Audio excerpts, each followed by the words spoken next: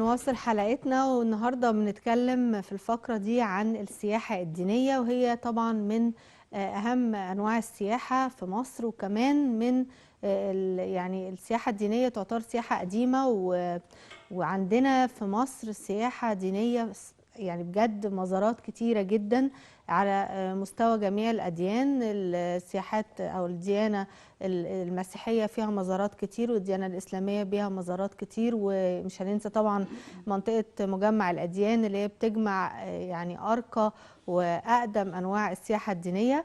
أهم حاجة إن احنا هنركز النهاردة إيه هي أهمية السياحة الدينية، وكمان إزاي ننميها في أولادنا، وإزاي نخليهم يعرفوا المزارات دي المختلفة ويزوروها فعلا بنفسهم.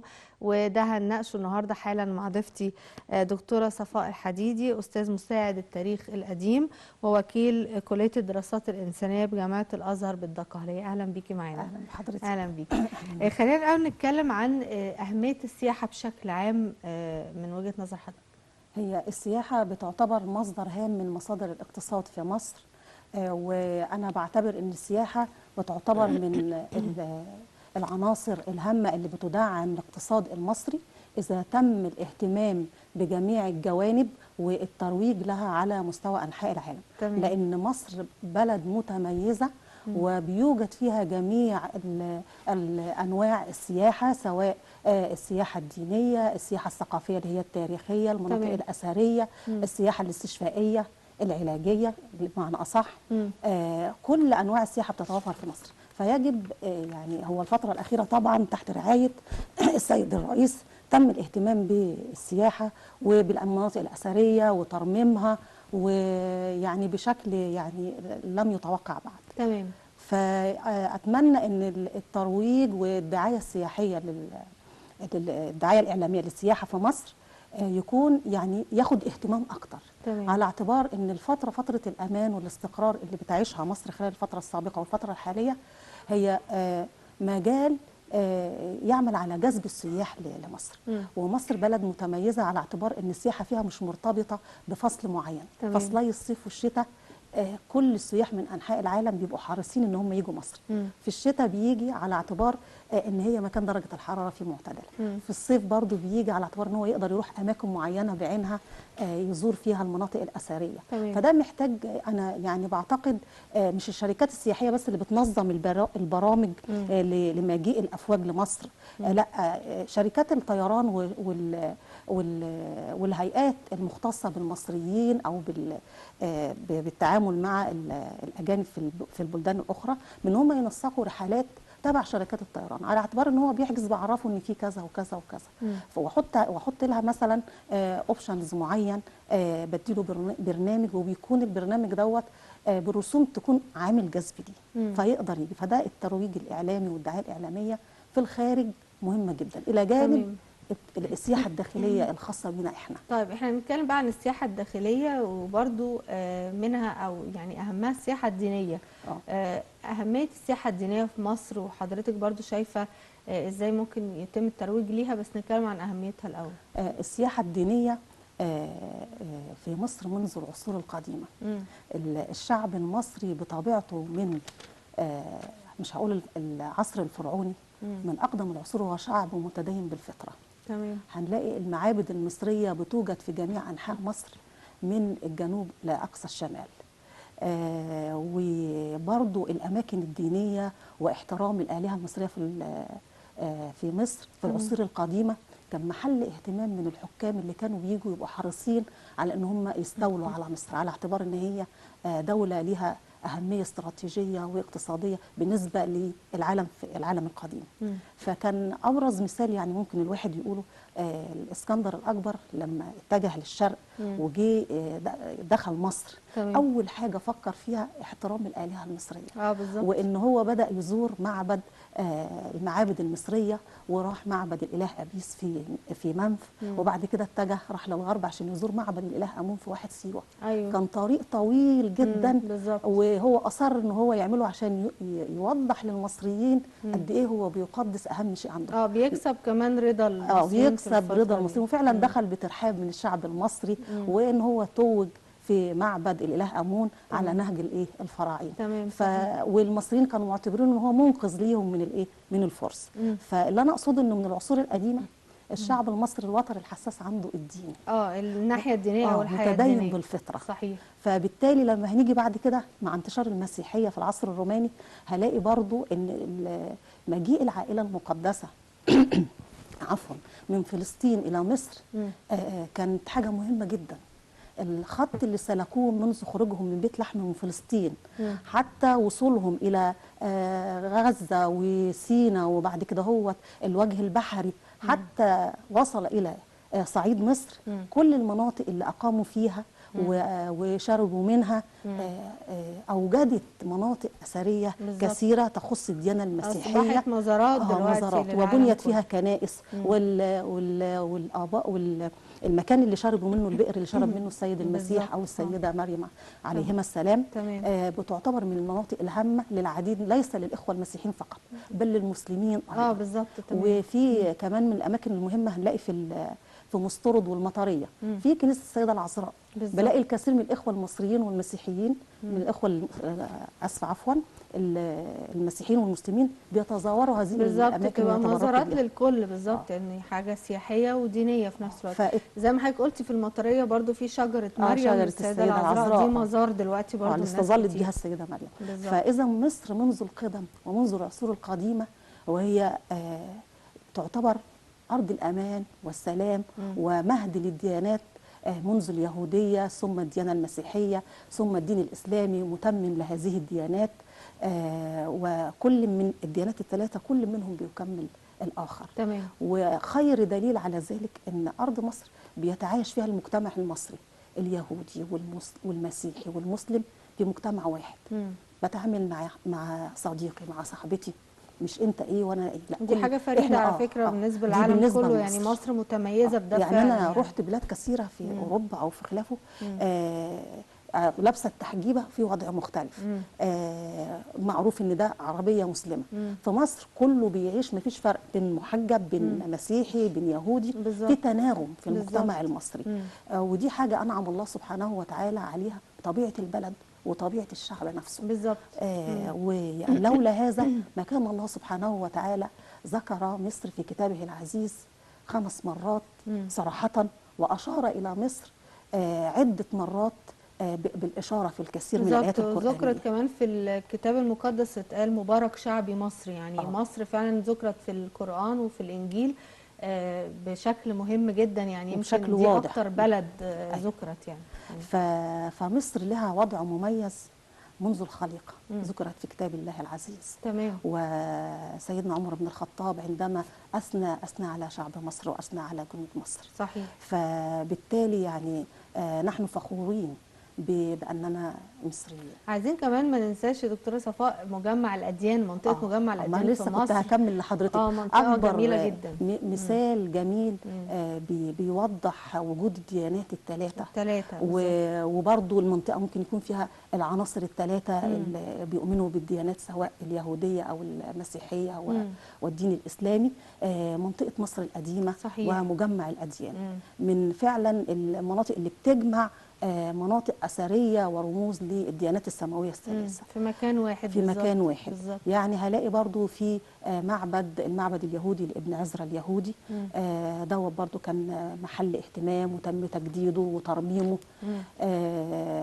وبجواره هنلاقي على طول العديد من الكنائس الخاصة بالديانة المسيحية والكنيسة المعلقة. طبعا الكنيسة المعلقة من أشهرهم وجميلة جدا، على اعتبار ان هي بنيت على الحصن الروماني، حصن بابليون.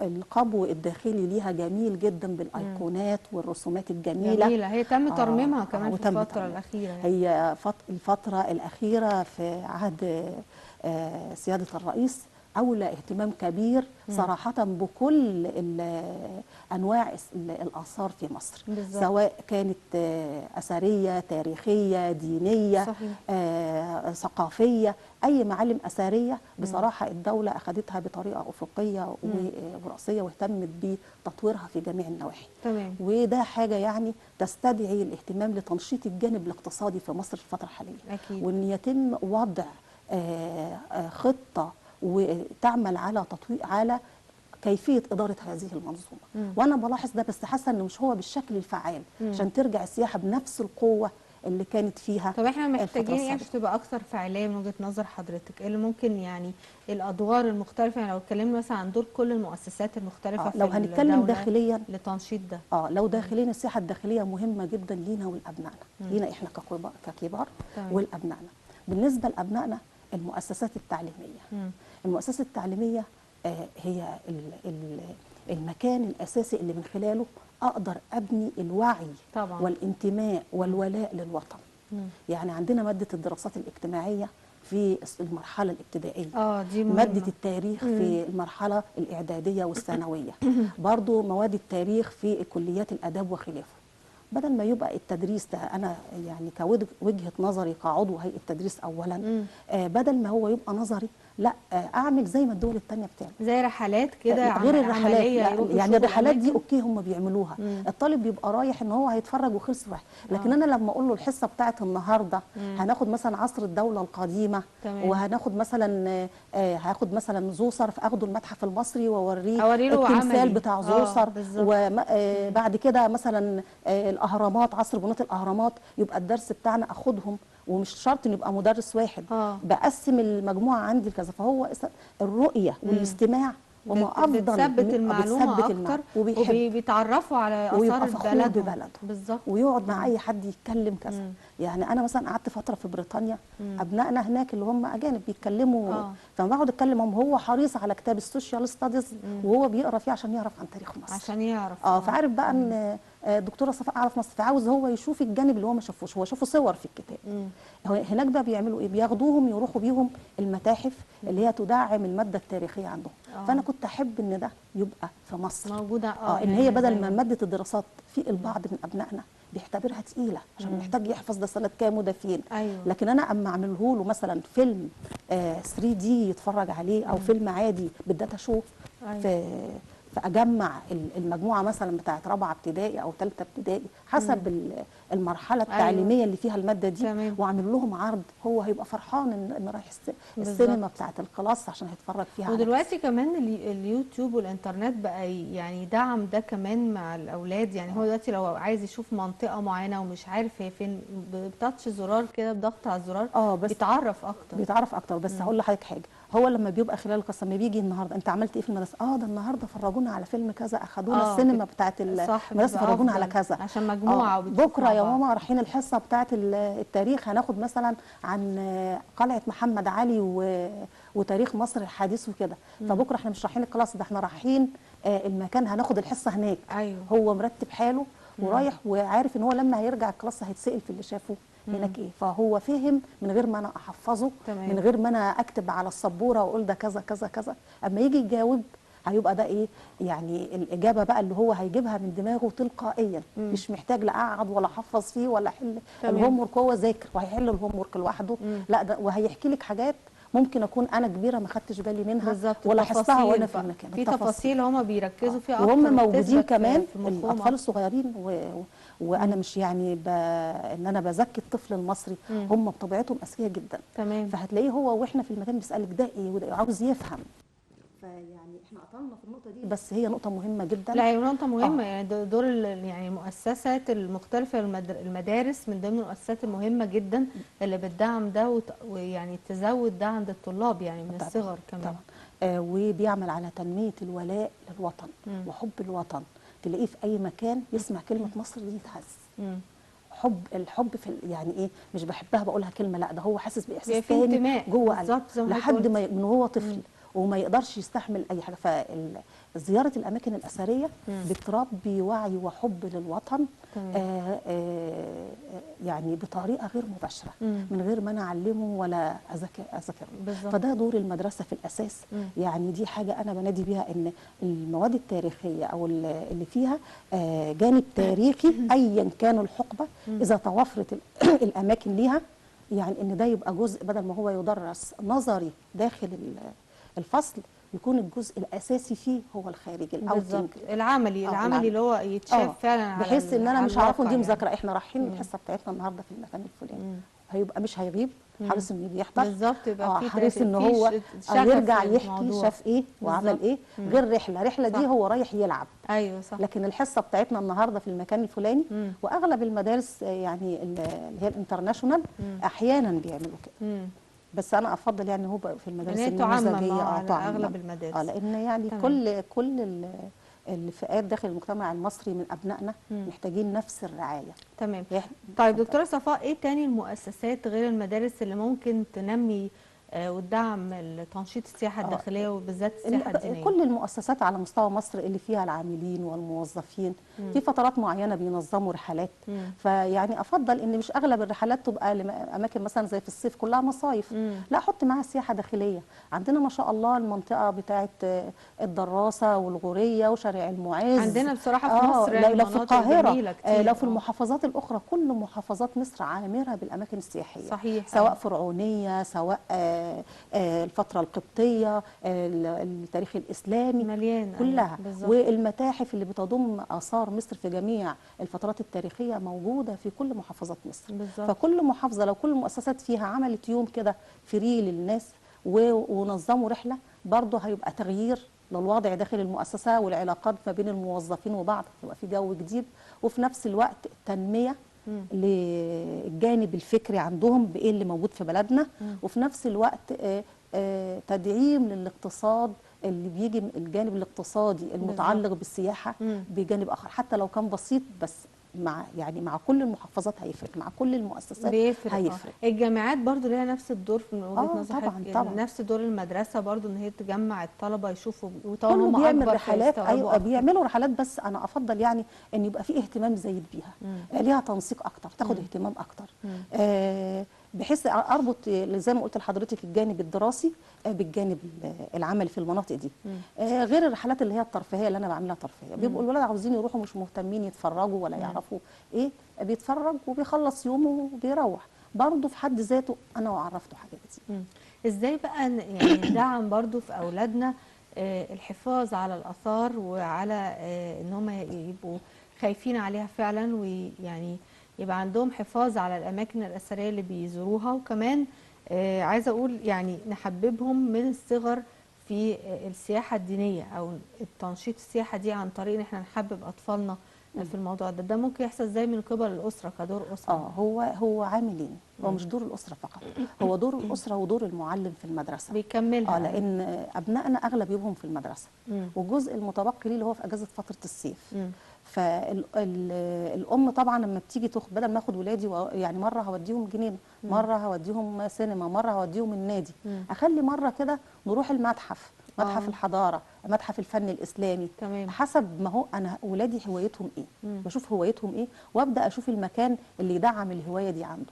يعني مثلا مش لازم يكون مناطق اثريه او مناطق سياحيه، في اللي هي البيوت بتاعه البيوت الاثريه القديمه لكبار الشخصيات في العصور المختلفه، زي بيت السناري، بيت السحيمي، بتدي اطلاله على الماضي، الناس دي كانت عايشه ايه. أيوة. وبيتعمل فيها يعني هي بيتعمل فيها جانب توعوي، وبيتعمل فيها ندوات، وبيتعمل فيها انشطه ثقافيه يعلموا الولاد دي. لو يعني انا رحت بيت السناري في مره اتفاجئت هم عاملين جروبات للاسر بابنائهم يقعدوا يلونوا ويرسموا ويعملوا، فبوديه المكان مرتبط بيه، ايه ده الديزاين ده، الارابيسك، الحيطه دي ايه، فتبدا الام او الشخص اللي بيصطحب الاطفال في المكان ده يحكي له قصه المكان، وفي نفس الوقت هو عارف انه يروح المكان ده عشان هيمارس هوايه هو بيحبها. تمام.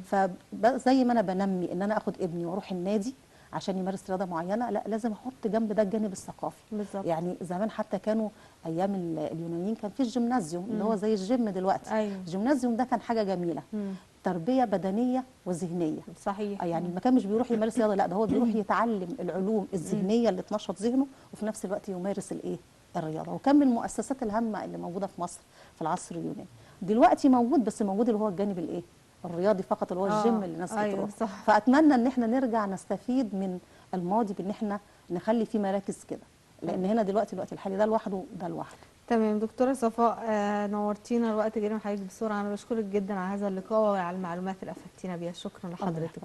شكرا. بشكر مرة تانية دكتورة صفاء الحديدي، أستاذ مساعد التاريخ القديم ووكيل كلية الدراسات الإنسانية بجامعة الأزهر بالدقهلية. بشكركم جدا لحسن متابعتكم لحلقتنا، دايما تابعونا.